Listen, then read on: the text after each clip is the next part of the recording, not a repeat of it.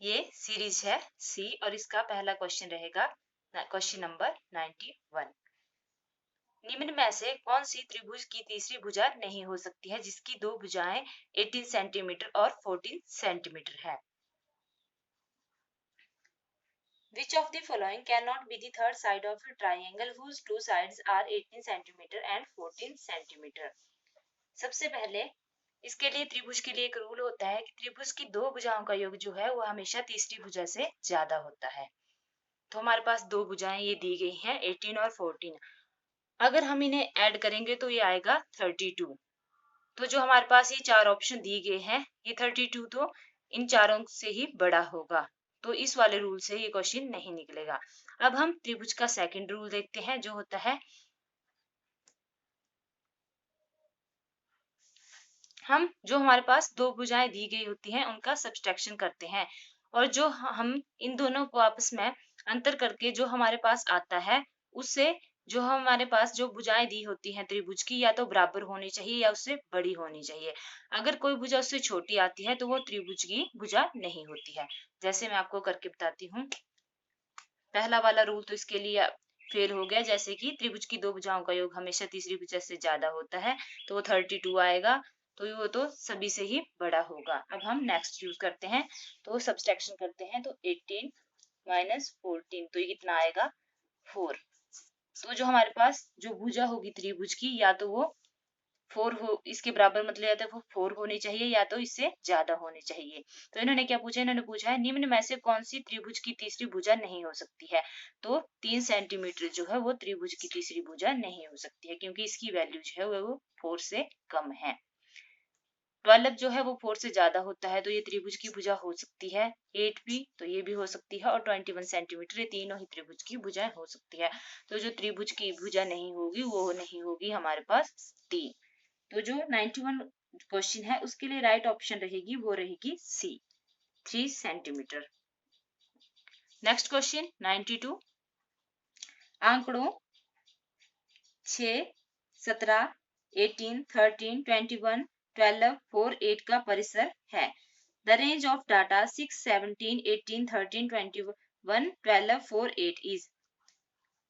तो यहाँ पे हमने रेंज निकालनी है तो इसके लिए रेंज मतलब परिसर। तो इसके लिए फार्मूला होता है हमारे पास highest value minus lowest value. तो ये रेंज होती है इसका फार्मूला होता है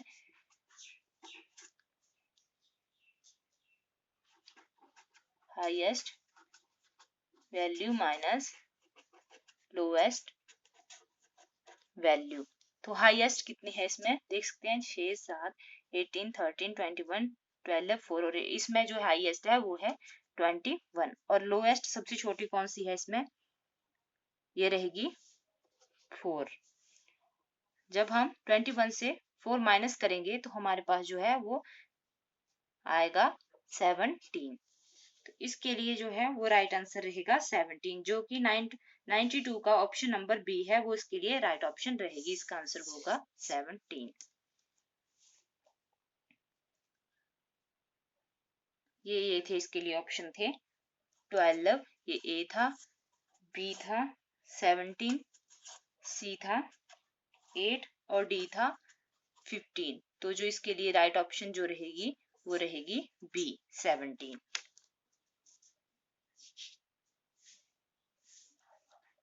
अब नेक्स्ट क्वेश्चन 93।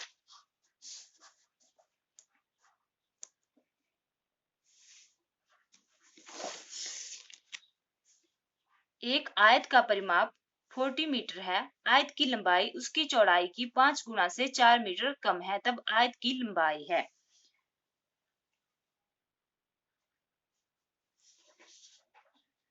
तो जो इसके लिए ऑप्शन दिए गए हैं वो हैं 16 मीटर ए है, बी रहेगा 64, सी रहेगा 24 और जो डी रहेगा वो है 20 मीटर।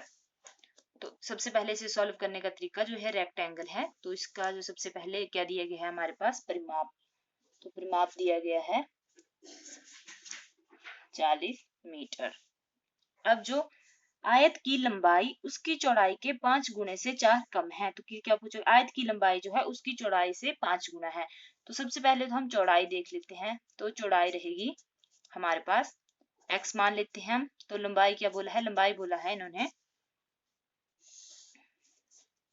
5 गुना, यानी कि ये जो हमारे पास चौड़ाई दी गई है इसका 5 गुना। तो x इसके साथ हम इसे मल्टीप्लाई गुना कर लेंगे और से 4 कम है मतलब तो माइनस के 4। तो ये क्या बनेगा, ये बनेगी लंबाई 5x माइनस 4। अब हमारे पास दिया गया है परिमाप 40 मीटर। तो परिमाप का फार्मूला जो होता है वो होता है 2 लंबाई प्लस चौड़ाई। ये दिया गया है हमारे पास परिमाप। यहाँ से मैं फिर से लिख लेती हूँ। परिमाप दिया गया है 40। तो ये होगा, परिमाप का फार्मूला होता है 2 इंटू लंबाई प्लस चौड़ाई। तो ये कितना है 40। तो लंबाई कितनी है, तो ये है 5x माइनस 4 और चौड़ाई है हमारे पास x 40। तो अब हम इसको सॉल्व कर लेते हैं। ये 2 जो है वो पाली साइड ले जाते हैं, मल्टीप्लाई में था तो डिवाइड हो जाएगा पाली साइड जाके। तो ये 2 एकम 2, 2 दूनी 4, तो ये आएगा 20। 5x माइनस 4 माइनस, ये माइनस x नहीं है प्लस x है, माइनस प्लस x, तो ये आएगा 20। अब ये कितना है 5x और ये x भी प्लस का है तो ये हो जाएगा 6x माइनस 4 इक्वल टू 20। तो ये हो जाएगा, ये माइनस का है पाली साइड, ये प्लस में हो जाएगा तो ये हो जाएगा 24। तो x इक्वल टू 24 तो 6 6 6 और 6 चौके 24। तो x की वैल्यू क्या आ जाएगी 4। तो x क्या माना है हमने, चौड़ाई। तो कितनी आई,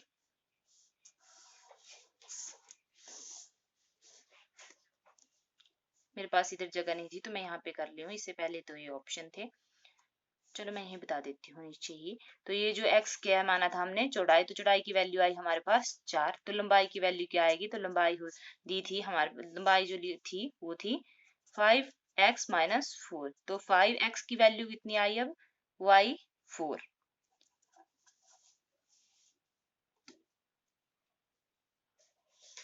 तो ये आएगा 20 माइनस 4, तो ये कितना हुआ, ये आएगा 16 मीटर। इसके लिए राइट आंसर रहेगा जो हमारे पास लंबाई की, जो आयत की लंबाई आएगी वो आएगी 16 मीटर।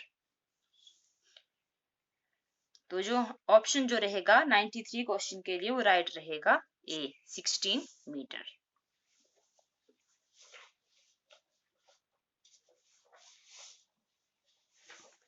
आई होप आपको समझ आ रहा होगा।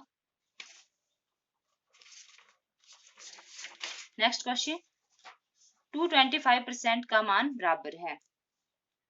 तो 225% इज इक्वल टू, तो इसके लिए ऑप्शन जो दी गई है इनके द्वारा वो दी गई है, ये दी गई है 9:4 रेशियो में। सेकंड है बी दी गई है 4:9, सी दी गई है 9:2 और डी दी गई है 12:5।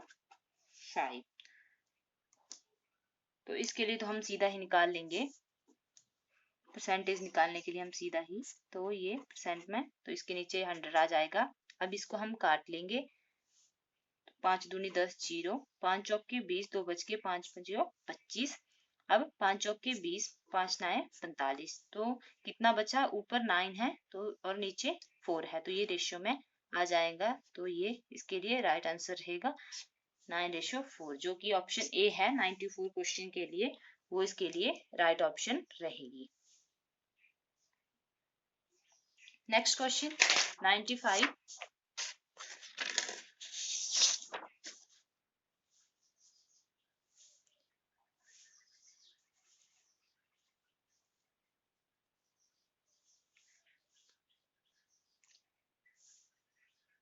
एक कार 120 किलोमीटर की दूरी 4 घंटे में तय करती है। इस कार की गति कितनी बढ़ाई जाए कि यह उस दूरी को 3 घंटे में तय करे। A car covers a distance of 120 km in 4 hours.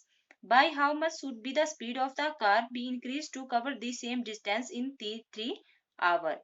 तो इसके लिए सबसे पहले क्या पूछा गया है, इन्होंने पूछा है एक कार 120 किलोमीटर की दूरी 4 घंटे में तय करती है। तो हम क्या निकालेंगे, स्पीड, क्योंकि डिस्टेंस हमारे पास दिए गए हैं और घंटे भी हमारे पास दिए गए हैं। इस कार की गति तो हम निकालेंगे यहाँ पे सबसे पहले स्पीड। तो स्पीड का फार्मूला क्या होता है, डिस्टेंस ओवर टाइम। तो डिस्टेंस अपॉन टाइम। तो कितना दिया गया है, एक कार 120 किलोमीटर की दूरी, तो हमारे पास डिस्टेंस कितना है,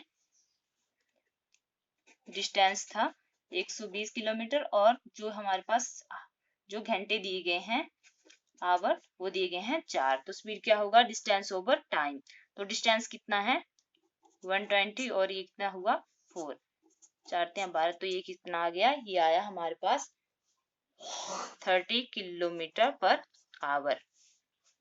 अब इन्होंने पूछा है इस कार की गति को कितना बढ़ाई जाए कि यह उस दूरी को 3 घंटे में तय करे।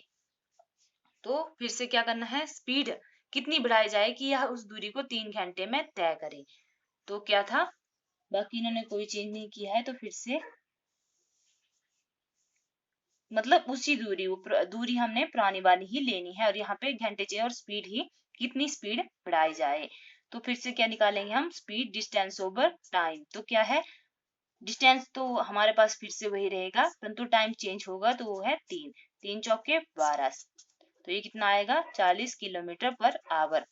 अब आप देखते हैं एक बार जब हम टाइम में चेंज करते हैं तो एक जो फर्स्ट टाइम है उसके तो अकॉर्डिंग 30 आता है और नेक्स्ट के हिसाब से 40। तो अब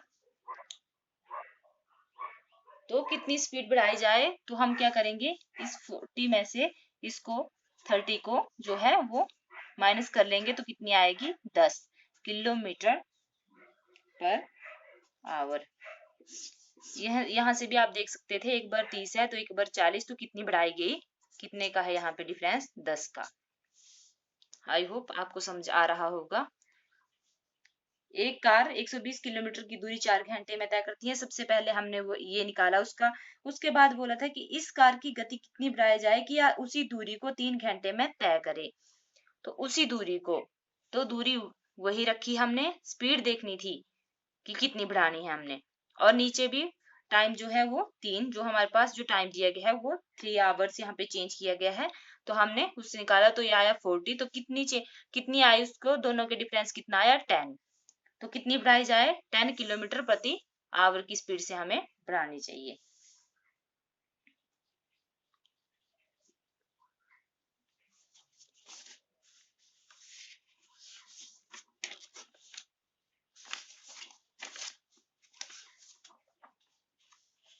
अब नेक्स्ट क्वेश्चन रहेगा,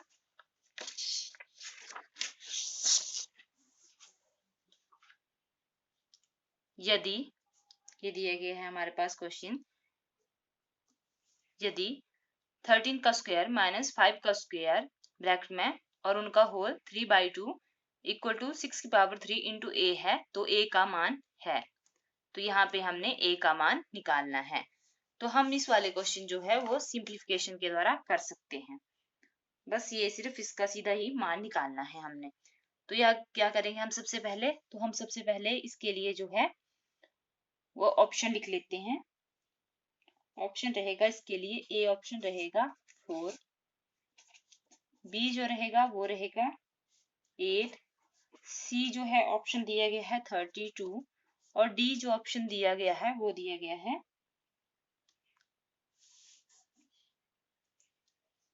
16। तो वैल्यू जो है वो हमने ए की निकालनी है। ये हमारे पास 4 इसके लिए ऑप्शन दिए गए हैं कि कौन सा इनमें से राइट रहेगा। तो सबसे पहले तो हम देखेंगे, तो 13 का क्या दिया गया है 13, तो 13 का स्क्वायर कितना होता है 169, 13 × 13 करके देख लेना आप। उसके बाद 5 का स्क्वायर, तो 5 × 5 कितना होता है 25।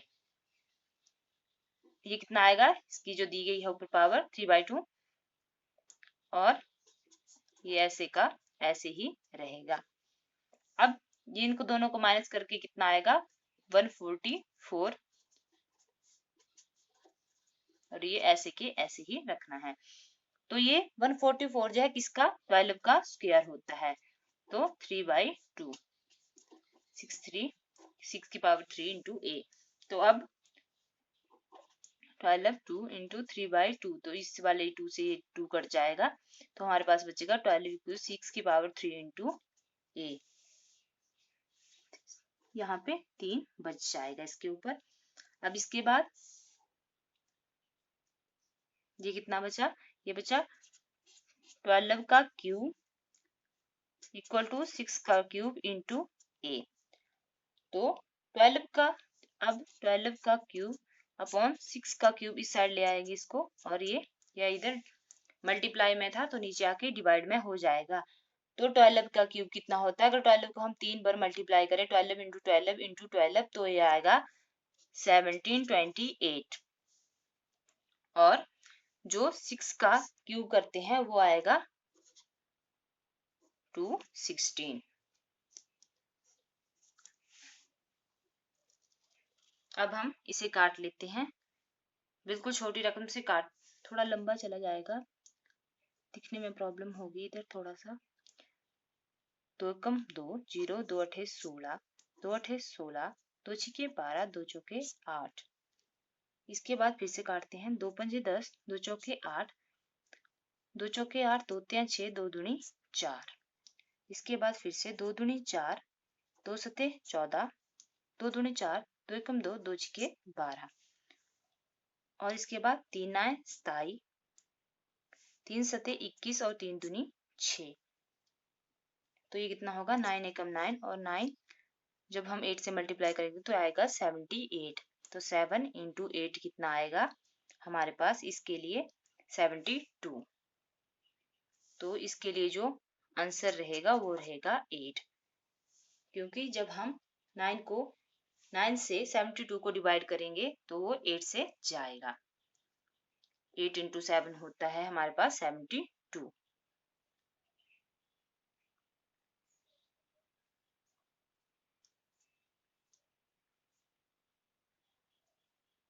सॉरी मैं थोड़ा सा गलत बोल गई, 9 यहाँ पे अब दिखने में प्रॉब्लम हो रही थी, बहुत बड़ा था तो ये 9 था।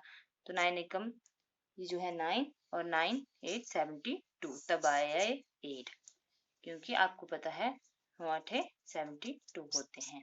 तब इसके लिए जो राइट ऑप्शन रहेगी वो रहेगी बी। आई होप आपको अच्छे से समझ आ रहा होगा। अगर किसी को फिर भी कोई डाउट रहेगा तो आप कमेंट सेक्शन में हमें बता सकते हैं, कमेंट करके हम फिर से वो क्वेश्चन करवा देंगे। नेक्स्ट क्वेश्चन 97, दो संख्याओं का एलसीएम तथा एचसीएफ क्रमशः 280 व 14 है। यदि एक संख्या 17 है तो दूसरी संख्या क्या होगी। तो इसके लिए एक फार्मूला होता है, LCM into HCF equal to product of two numbers.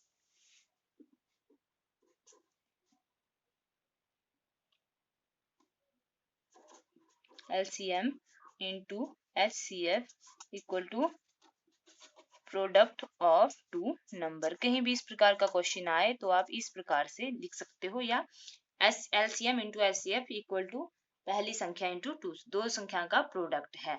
तो ये एलसीएम एचसीएफ, तो दो संख्या कौन कौन सी है हमारे पास, एक संख्या दी गई है, दो संख्या का प्रोडक्ट है यानी कि पहली संख्या इंटू दूसरी संख्या। तो ये कितनी थी एलसीएम, कितना एलसीएम जो है वो हमारे पास दिया गया है 280, और ये दिया गया है 14, और पहली संख्या दी गई है 70, और दूसरी हमने फाइंड आउट करनी है तो इसको हम x मान लेते हैं। अब ऐसे होगा, ये नीचे आ जाएगा और ये x बच जाएगा, इससे ये कट जाएगा और ये 7 दूनी 14, और 28 को जब हम 2 से मल्टीप्लाई करते हैं तो ये कितना आता है 56 इक्वल टू x। आप यहाँ पे कर सकते हैं अगर किसी को देखना है। 2 8 दूनी 16, 2 दूनी 4 और 5। तो इसके लिए 4 ऑप्शन थी, मैं यहाँ पे आपको लिख के बता देती हूँ। यहाँ पे थी, एक थी 40 ए, अगली थी 100, नेक्स्ट थी 144, और जो नेक्स्ट थी वो थी 56। ये ए थी ऑप्शन, ये बी थी, ये सी थी और ये डी थी। तो इसके लिए जो राइट ऑप्शन रहेगी 97 के लिए वो है 56। और जो हम ये सॉल्व कर रहे हैं ये इसकी रहेगी सीरीज सी।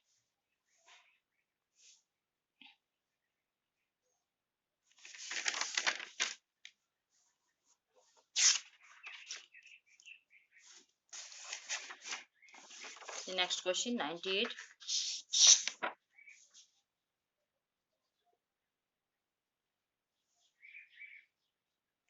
निम्न में से कौन सी संख्या -5/6 तथा 7/8 के बीच नहीं है?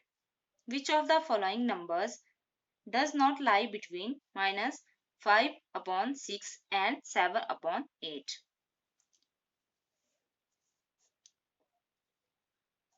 तो ऐसे वाले क्वेश्चनों को सबसे पहले तो हम डिवाइड करके देख लेंगे, बीच में नहीं है ऐसा हमने बताना है। सबसे पहले हम इनको ही डेसिमल की फॉर्म में डिवाइड करके देख लेंगे। तो जब हमारे पास ये आएगा 5/6, ये माइनस में है, तो जब हम इसको करेंगे तो ये तो सबसे पहले तो ये माइनस ऐसे रहेगा, उसके बाद ये छोटा है तो लगेगा 0.50, तो 8 से चला जाएगा, फिर आगे डेसिमल में फिर से कुछ 2 बच जाएगा, उसको आगे तो हम आगे नहीं लेंगे, इतने से ही इतना सा ही काफी है। उसके बाद 7/8 को भी देखेंगे, ये वाली वैल्यू पॉजिटिव में है तो ये फिर से इससे छोटा है तो ये ऐसे, और ये तो ये 8 से चला जाएगा क्योंकि ये 64 होगा। तो इसके बाद फिर से 4 डेसिमल पे फिर से बार बार, तो फिर इतना ही काफी है नीड के लिए हमारे पास। तो हम अब देखेंगे किसके वैल्यू जो हमारे पास जो 4 ऑप्शन दिए गए हैं, यहाँ पे तो ऑप्शन जरूरी है, यहाँ पे मैं लिख देती हूँ ऑप्शन साइड में। पहली दी गई है कौन से इनके बीच में लाइज नहीं करेंगे, तो पहला दिया गया है ऑप्शन -3/4। नेक्स्ट वाला है -5/8। सी दिया गया है -11/12 और नेक्स्ट दिया गया है डी, ये है -7 और डिवाइड में 24। तो इन चारों में से देखना है कि कौन सा इनमें लाइज इनके बीच में नहीं है, मतलब इनके बीच में लाइज नहीं करता है। तो अब ये हमारे पास आए तो ये हमारे पास हम लिख लेते हैं ऐसे 0.8 से लेके पॉजिटिव के 0.8 में, यानी कि ये प्लस, इस टाइम का 0 मानेंगे तो इस टाइप को प्लस है और इस टाइम को इस वाली साइड को जो है नेगेटिव रहेगा और इस वाली साइड को जो है वो पॉजिटिव रहेगा। तो सबसे पहले हम भी फिर से इनको भी ऐसे निकाल के देखेंगे डिवाइड करके, तभी हमें पता लगेगा कि कौन इसके बीच में लाए। तो सबसे पहले लेते हैं हम 3-3/4 को। तो सबसे पहले फिर से वही छोटा है इससे, तो 0 लगा 10/30 बनाइए, तो ये 4×7=28। तो फिर से 2 बच के आगे 4×5=20, परंतु इतने लंबा हमें लेने की जरूरत नहीं है, पहले पहले रकम से ही हमारा काम हो जाएगा। तो माइनस, तो 0 माइनस 0.7 -0.7, तो यहाँ जैसे ये लाइज कर जाएगा, यहाँ जैसे आ जाएगा, तो मतलब ये संख्या भी इसके बीच में लाइज करती है। नेक्स्ट करते हैं हम -5/8। तो फिर से ये छोटा है इससे, तो फिर से वही ये बनेगा 50, तो ये आएगा 0 पॉइंट में फिर से, तो ये 50 जाएगा 8 × 6, ये बनेगा 48 से आगे फिर से 2 बच जाएंगे, तो हम सिर्फ यही लेंगे, तो ये कितना आएगा -0 पॉइंट, क्योंकि यहाँ पे माइनस ऑलरेडी दे रहे हैं साथ में है तो माइनस लगेगा, तो ये कितना आएगा 6। तो 6 भी यहाँ जैसे -0.6 यहाँ जैसे लाइज कर जाएगा, तो मतलब ये भी इसके बीच में लाइज करा है। इन्होंने पूछा है कि कौन सा इनके बीच में नहीं होगा, तो अब तीसरा चेक करके देखते हैं -11/12। तो फिर से ऐसे ही 110 वरना 108, तो ये आएगा, ये माइनस था साथ में तो ये आया 0.9। तो 0.9 जो है ये इन दोनों के बीच में लाइज नहीं करेगा, क्योंकि 0.9 इससे आगे की तरफ को आएगा, इधर जैसे आएगा इधर -0.9। तो इसका मतलब है ये वाली संख्या इन दोनों के बीच में -5/6 तथा 7/8 के बीच में लाइज नहीं करेगी। तो ये जो हमारे पास ऑप्शन रहेगा -11/12, ये इनके बीच में लाइज नहीं करेगा, क्योंकि इसकी वैल्यू आएगी -0.7, जो कि इन दोनों के बीच में लाइज नहीं करते हैं। अब एक ऑप्शन हमारे पास और 9, एक ऑप्शन हमारे पास और बच जाता है, उसको करके देख लेते हैं, परंतु आंसर तो इसका ही चल करके देख ही लेते हैं। डी वाला जो ऑप्शन है वो है 17/24। तो उसके केस में फिर से वही होगा, तो ये कितना आ जाएगा, ये फिर से वही होगा 0 पॉइंट, क्योंकि ये छोटा है तब लगाते हैं हम 0, तब दशमलव आ जाता है साथ में, तो ये बनेगा 170। तो जब हम इसे तो ये 7 इससे जाएगा, फिर भी इसमें बचाएगा, तो आप सीधा इतनी की हमें नीड है तो हम लिख लेंगे -0.7, जो कि यहाँ जैसे फिर से ये बीच में लाइज करे जाएगा, तो कौन सा ऑप्शन जो है वो लाइज नहीं करेगा, वो है हमारे पास ऑप्शन सी -11/12। तो इसके लिए जो राइट ऑप्शन रहेगी 19 के लिए वो ऑप्शन सी रहेगी, जो है -11/12, जो कि -5/6 तथा 7/8 के बीच में लाई नहीं करता है। अगर इस प्रकार के क्वेश्चन और भी आए तो आप इस प्रकार से उनको सॉल्व कर सकते हो। सबसे पहले जो संख्या दी होती है उनको डिवाइड करके देख लेना होता है, पर भिन्न वाले जितने भी क्वेश्चन होते हैं वो इसी प्रकार से सॉल्व हो जाते हैं। नेक्स्ट क्वेश्चन 99, निम्न में से कौन सा ए के बराबर है? तो ये ऑप्शन है रहेंगे, आप ऑप्शन से ही आपको पता लगेगा। ये ऑप्शन ए है। सबसे पहले मैं एक ऑप्शन लिख रही हूँ, इसको सॉल्व करके दिखाती हूँ मैं आपको। तो किसी भी संख्या की पावर अगर 0 होती है तो उसका आंसर जो है वो 1 होता है, वो 1 के बराबर होती है। तो इसकी पावर 0 है तो वो 1 के बराबर आएगा। जैसे 2, 3, 4, 5, 6 कोई भी हो 1 की पावर 0 तब भी 1 ही आएगा।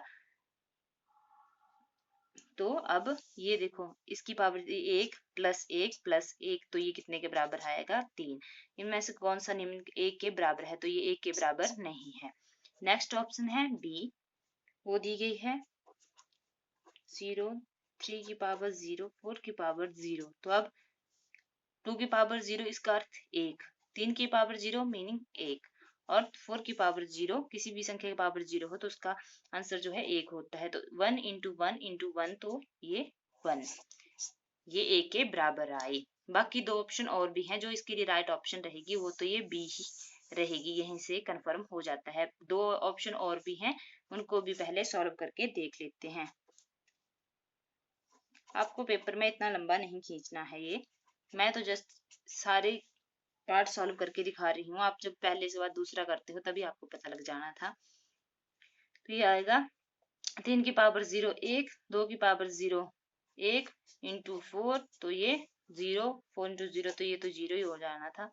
नेक्स्ट है 3 की पावर 0 2 की पावर 0 × 3 की पावर 0 2 की पावर 0, तो ये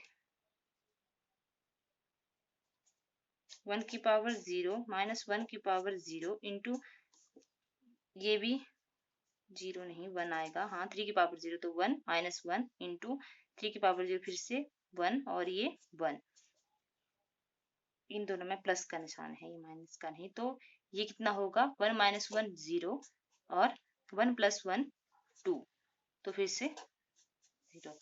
तो इसके लिए जो राइट ऑप्शन, आप सीधा, मैंने तो 4 ऑप्शन आपको बताने थे तब इतना लंबा खींचा, आप सीधा 4 ऑप्शन देखोगे पेपर में कि कौन कौन दिए गए हैं और उनमें इसको भरोगे और सीधा ही आपको आंसर आ जाएगा। जैसे कि आप सीधा इस ऑप्शन को देखते हो जब, तो आपको सीधा यहीं से पता लग जाएगा 2 की पावर 0 3 की पावर 0 4 की पावर 0 आप पेपर में सिर्फ इसको ए से 1 सेकंड में हल कर लोगे, तो इनकी पावर 0 तो 1 1 1 और सीधा 1। ये तो मैंने लॉन्ग सिर्फ समझाने के लिए बता दिया आपको।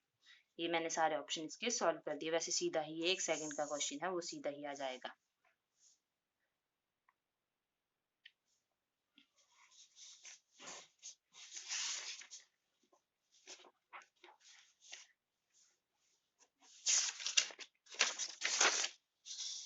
नेक्स्ट रहेगा 4 अंकों की छोटी से छोटी संख्या जो कि 18 32 और 25 से भाग हो जाए।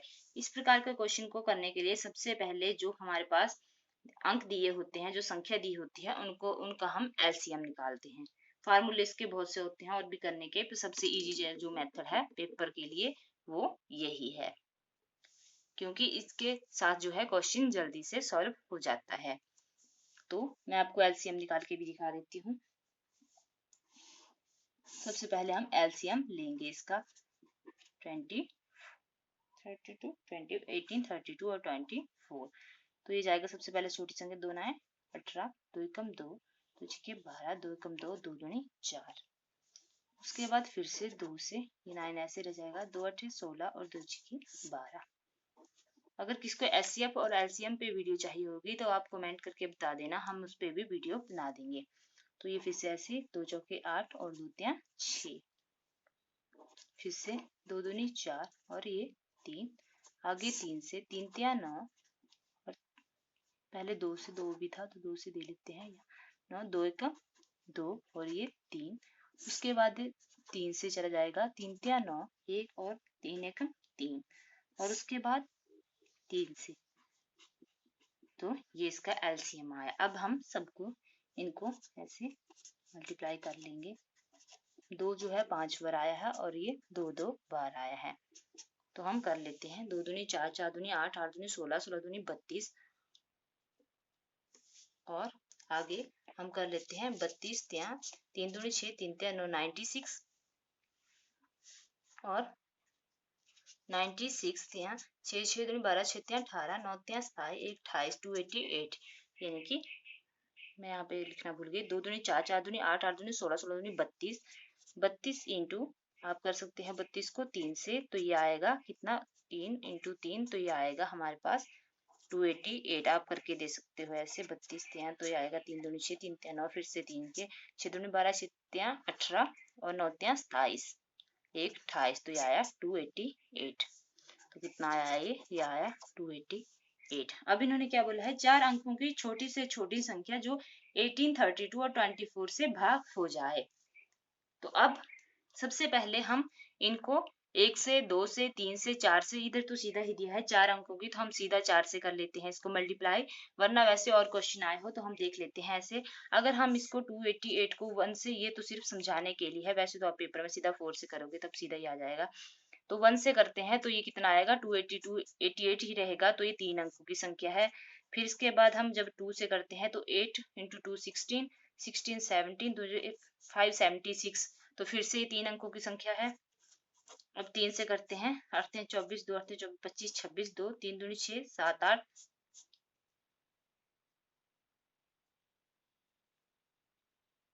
हाँ 8, तो फिर से ये 3 अंकों की संख्या है। अब हम इसको 4 से कर लेते हैं। जब 288 को 4 से करेंगे तो 8 चौके 32, 3 8 चौके 32, 33 34 35 35, फिर 3 बचे, 4 दूनी 8, 9 10 11, तो ये जो इसके लिए जो राइट आंसर रहेगा वो रहेगा, जब 4 अंकों वाली से करते हैं हम 288 इंटू 4, तो कितना आ जाता है ये 1152।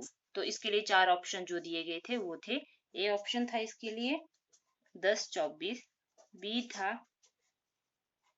1096, सी ऑप्शन था इसके लिए 1152, और डी जो था वो था 1056। तो जो सी जो है वो हमारे पास राइट ऑप्शन रहेगी। अगर आपको पेपर में सीधा, ये तो चलो मैंने लंबा करके दिखा दिया थोड़ा सा, और क्वेश्चंस के लिए जैसे आपने और क्वेश्चन सॉल्व करने हैं उनके लिए आप सीधा 4 अंकों बताइए है, तो आप ऐसे भी निकाल सकते हो और सीधा करके निकालते तब भी आ जाता है बोर्ड से। अगर आपको इन सब क्वेश्चनों में 100 तक कोई क्वेश्चन समझ नहीं आया है तो आप बता देना, हम फिर से आपको समझा देंगे। कमेंट में आप सिर्फ कमेंट बॉक्स होता है उस पर आपने सिर्फ कमेंट करके हमें बताना है। और अगर आपको वीडियो अच्छी लगे तो वीडियो को लाइक करें, शेयर करें और हमारे चैनल को सब्सक्राइब करें।